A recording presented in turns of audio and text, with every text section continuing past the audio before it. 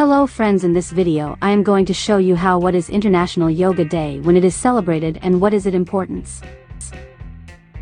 Number 1. When did International Yoga Day start?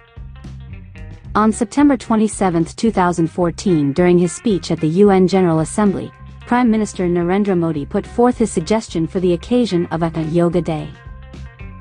The draft resolution proposed by India was then endorsed by a record 177 member states. The first International Day of Yoga was observed around the world on June 21, 2015.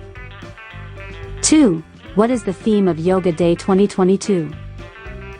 The theme for International Yoga Day 2022 is Yoga for Humanity. 3. June 21st, celebrated as Yoga Day Bose. June 21st, also called summer solstice, is the longest day of the year.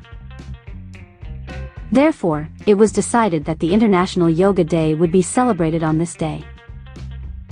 Importance of yoga. Practiced in India since the 5th century, yoga has been beneficial in keeping the body and mind in sound health. A holistic approach, yoga targets all the different systems of the body and mind.